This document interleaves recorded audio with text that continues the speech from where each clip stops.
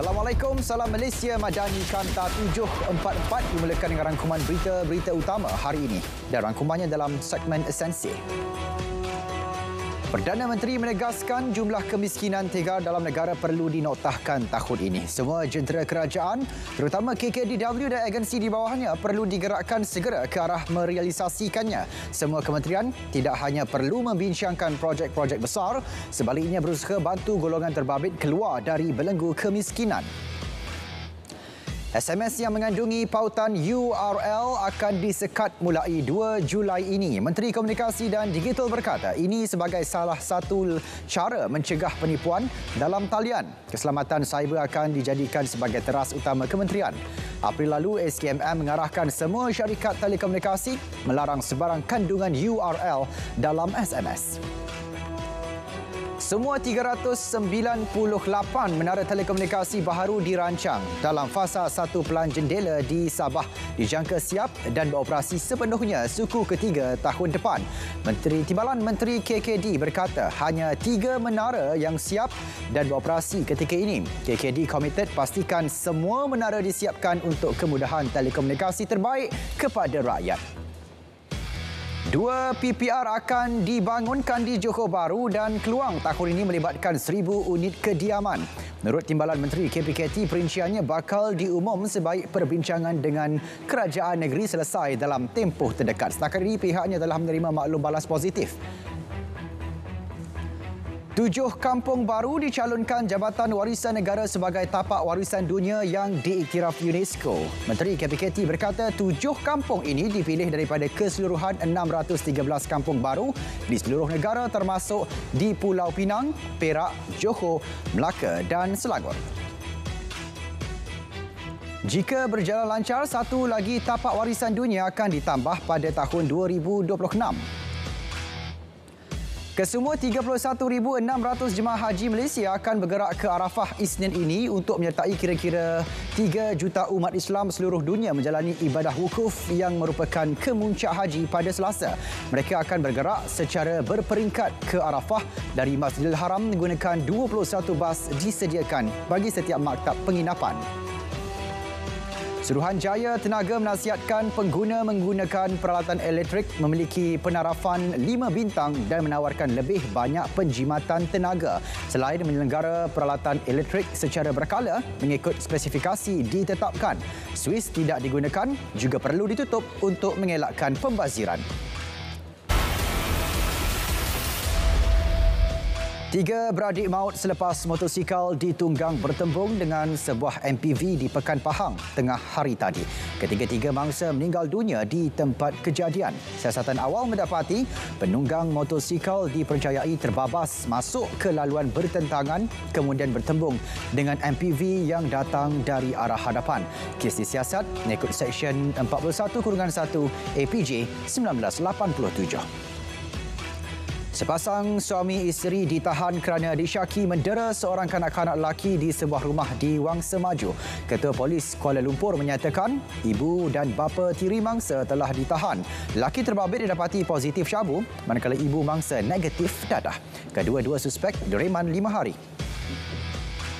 186 kes disiasat berkaitan skim penipuan patuh syariah. Ia melibatkan jumlah kerugian lebih 5 juta ringgit sepanjang tahun 2020 hingga Mei lalu.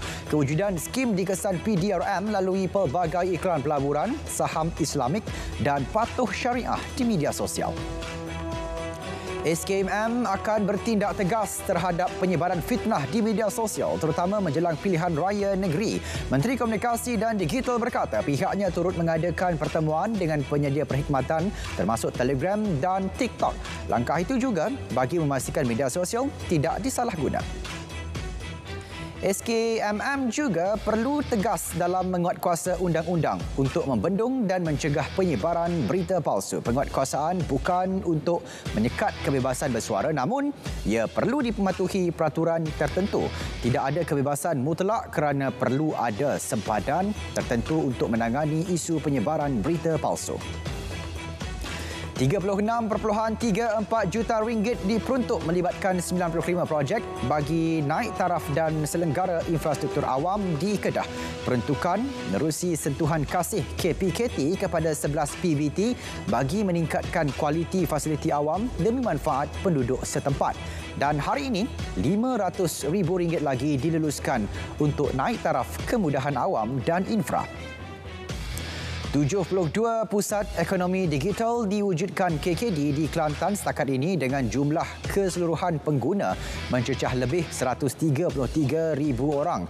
Menterinya berkata hampir 3,000 daripadanya telah menjadi usahawan aktif paddy dan lebih 259,000 penyertaan latihan direkodkan sekaligus jadi bukti peranan paddy bantu meningkatkan taraf hidup dan mobiliti sosial penduduk. Pertandingan seni warisan juara Limbai berlangsung di Universiti Malaysia Sabah bagi menentukan juara tarian bajau berkenaan malam ini. Langsung bersama Syafif Syahiran Deni.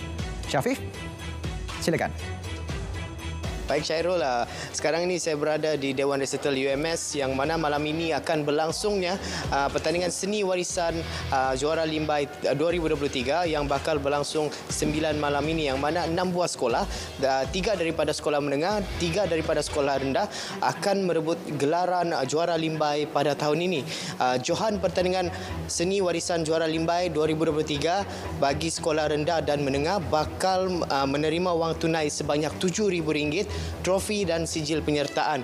Tempat kedua dan tempat ketiga pula masing-masing akan menerima wang tunai RM5,000 dan RM3,000 beserta trofi, sijil dan sijil penyertaan.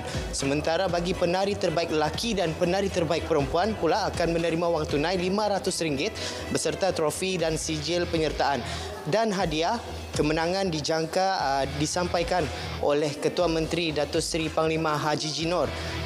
Turut hadir pada malam ini juga Timbalan Menteri Komunikasi dan Digital Malaysia, Teo Ni Ching, Menteri Sains, Teknologi dan Inovasi, Datuk Dr. Muhammad Arifin Muhammad Arif.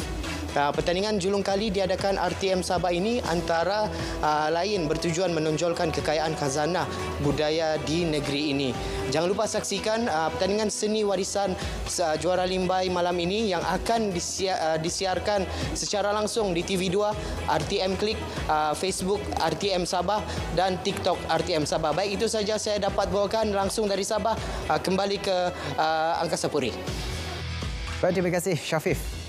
Saudara, pertandingan akhir Battle of the Band 2023 oleh Tentera Darat antara tarikan sempena Melaka Agrofest 2023 yang sedang berlangsung di dataran sejarah Ayakeroh. Perinciannya kita bersama Nurul Ashikin Abdul Halim. Ashikin, teruskan.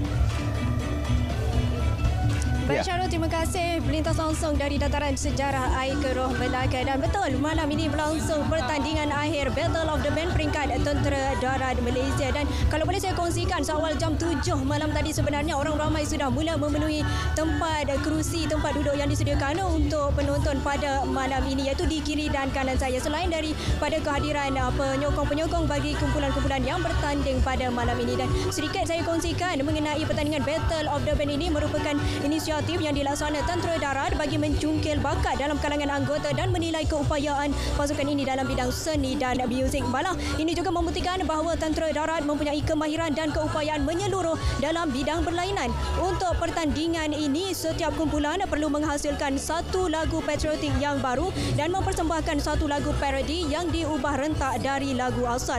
Pertandingan akhir Battle of the Band 2023 ini melibatkan dua kategori, iaitu peringkat formasi dan peringkat kor Tentera Darat. Untuk malam ini, 8 kumpulan bakal berentak bagi merebut gelaran juara, iaitu kumpulan The Thunder dari formasi 2 Division, Stallion Quattro dari formasi 4 Division, Norang Separang dari formasi 5 Division, Di Paraud dari formasi 10 Brigade Para, Di Semenggos dari Kor Perkhidmatan Diraja, Combo RRD dari Kor Regimen Ranger Diraja, Combo RAMD dari Kor Regimen Askar Melayu Diraja, dan Di Elektros dari Kor Jurutera Elektrik dan Jentera Diraja. Turut hadir menyaksikan pertandingan pada malam ini ialah Panglima Tentera Darat Jeneral Tan Sri Muhammad Abdul Rahman. Jadi kepada rakyat Melaka dan juga mereka yang sedang berada di Melaka dan ingin menyaksikan pertandingan Battle of the Band pada malam ini, boleh hadir ke Dataran Sejarah Air Keroh Melaka. Pertandingan ini dijangka akan bermula pada pukul 8.30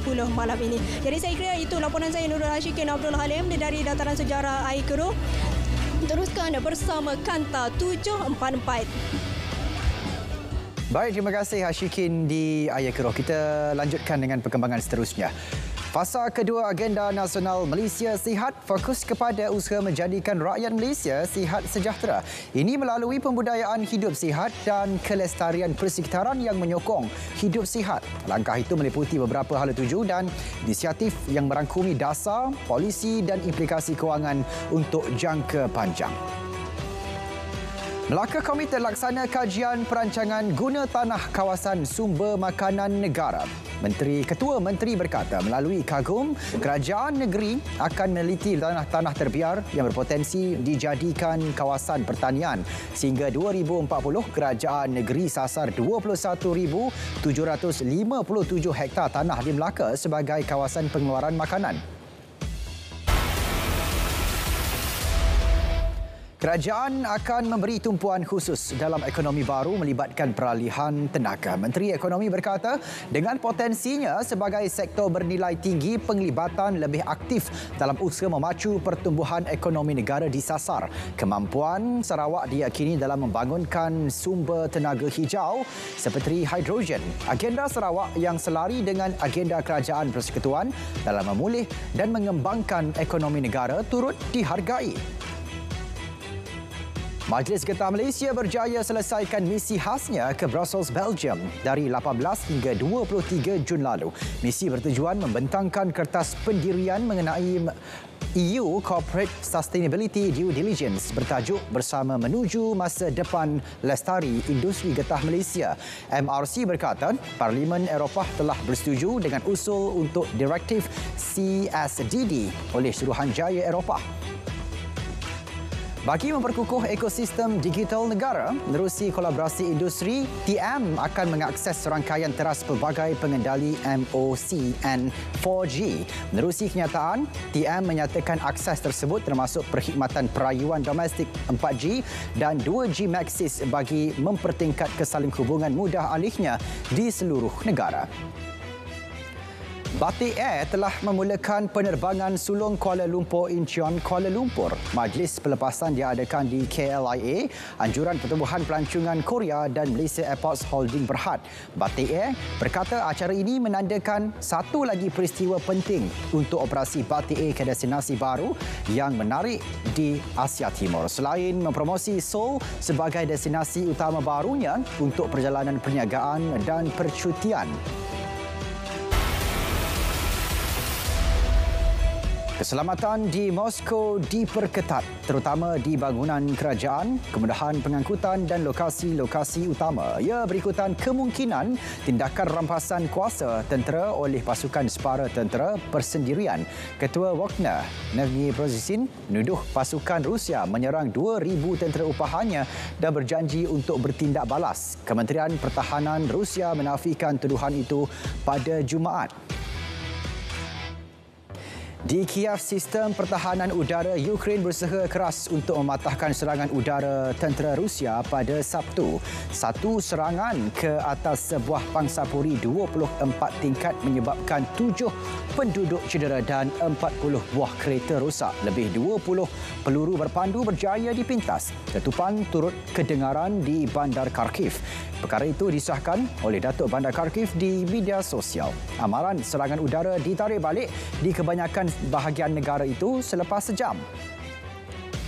Kementerian Pertahanan Taiwan mengesan 19 pesawat dan 5 kapal tentera pembebasan rakyat China PLA menghampiri pulau itu hari ini. Tentera Taiwan juga mendapati 5 kapal tentera laut China sedang menjalankan rondaan tempur bersama. Ketegangan di sekitar Taiwan berlaku pada April selepas Presiden Taiwan Tsai Ing-wen bertemu Speaker Dewan Perwakilan Amerika Syarikat Kevin McCarthy. Ketua Perisikan Amerika Syarikat memaklumkan tiada bukti virus COVID-19 dicipta di makmal penyelidikan Wuhan, China. Pejabat Pengarah Perisikan Kebebasan melaporkan tiada maklumat menyokong dakwaan 3 saintis di makmal itu mencipta virus tersebut meski mereka antara yang pertama dijangkiti COVID-19. Berdasarkan risikan oleh Komuniti Perisikan Amerika Syarikat, beberapa saintis di makmal Wuhan telah melakukan kejuruteraan genetik coronavirus yang serupa dengan COVID-19. 2 penduduk dan seekor anjing diselamatkan daripada arus deras sebuah sungai di Chile. Detik-detik cemas pasukan penyelamat membantu 2 penduduk tempatan dan seekor anjing daripada arus air lumpur Sungai Maipo itu berjaya dirakam.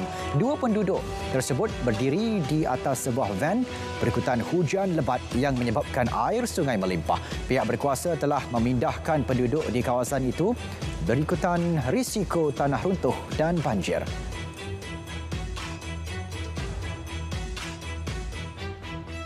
Saudara, Kanta 744 berakhir di sini. Menyusul selepas ini berita perdana bersama Faris Izzat Sahruddin dan Margaret Gambang untuk paparan lebih komprehensif. Saya Syarul Islam. Assalamualaikum. Salam Malaysia Madani, Tekad Perpaduan Penuki Harapan.